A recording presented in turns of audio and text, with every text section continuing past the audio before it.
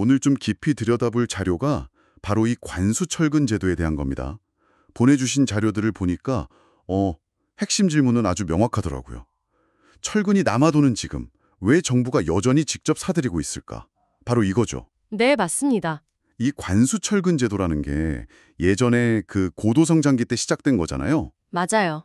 뭐 다리 놓고 건물 짓고 나라 전체가 공사판이었을 때 철근이 부족하니까 정부가 직접 나서서 안정적으로 공급을 책임졌던 제도요. 네, 수요는 폭발하는데 공급이 그걸 못 따라가던 시절의 해결책이었죠. 당시에는 정말 꼭 필요했겠네요. 그럼요. 그런데 지금은 상황이 완전히 한 180도 바뀌었어요. 자료에서도 지적하듯이 국내 생산량만으로도 충분하고 또 수입도 자유롭고요. 이제는 공급 과잉의 시대가 된 겁니다. 바로 그 지점이에요. 원래의 목적은 사라졌는데 제도는 그대로 남아있다. 여기서부터 정말 궁금해지는데요. 이런 낡은 제도가 지금 시장에 어떤 영향을 주고 있나요? 가장 큰 문제는 보내주신 자료들이 공통적으로 지적하는 시장 왜곡입니다. 시장 왜곡이요? 네, 특히 경기가 안 좋을 때 그 문제가 더 두드러지죠. 민간 시장에 얼어붙으면 철강 회사들 입장에서는 이 정부 납품만큼 확실한 판매처가 없거든요. 아, 그렇죠. 불황일 때 기업들이 살아남으려고 관수 시장에 막 몰려들면서 네, 과열 경쟁이 벌어지고. 결국 정부의 존재 자체가 시장의 그 자연스러운 구조조정 기능을 방해하게 되는 거군요. 정확합니다. 더 흥미로운 건 사실 가격 문제예요. 가격이요? 자료를 보면 과거에는 정부가 사주는 이 관수 철근 가격이 민간 시장 가격보다 오히려 더 높았던 경우가 많았어요. 시장보다 비싸게요? 그건 좀 상식적으로 이해가 잘 안 되는데요. 그렇죠. 세금으로 시장보다 더 비싸게 철근을 사준 셈이니까요.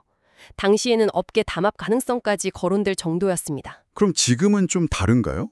지금은 가격 결정 방식이 조금 바뀌긴 했습니다. 여러 공급업체를 등록시켜서 경쟁하게 만드는 다수 공급자 계약 방식으로 전환하려는 그런 개선 시도는 있었죠. 아, 개선 시도가 있었군요. 하지만 근본적인 문제는 여전해요. 관수 가격은 민간 시장처럼 시시각각 변하는 게 아니거든요. 오를 때도 덜 오르고 내릴 때도 벌 내려요. 그러니까 이 미세한 가격 차이가 계속해서 시장 전체에 혼란을 주는 신호로 작용하는 거죠. 듣고 보니 원래 시장의 안전장치로 만들어졌던 제도가 지금은 오히려 시장이 스스로 회복하는 걸 막는 깁스처럼 느껴지네요. 와, 그거 정말 완벽한 비유입니다. 기업들이 뼈아픈 노력을 하는 대신에 그냥 정부라는 안정적인 동아줄에만 매달리게 만드니까요. 네, 바로 그 안정성이 역설적으로 시장의 역동성을 해치는 족쇄가 된 셈이죠. 목적도 명분도 희미해졌는데 제도는 그대로라니. 이건 단순히 시장 논리만으로는 설명이 안 되는 것 같은데요. 자료에서는 그 이유를 뭐라고 하나요? 그게 바로 제도의 관성이라는 겁니다. 제도의 관성이요? 네, 어떤 제도든 한 번 만들어지면 그걸 통해 이익을 얻는 집단이 생기잖아요. 그럼 그들은 어떻게든 제도를 유지하기 위해 움직이는 거죠.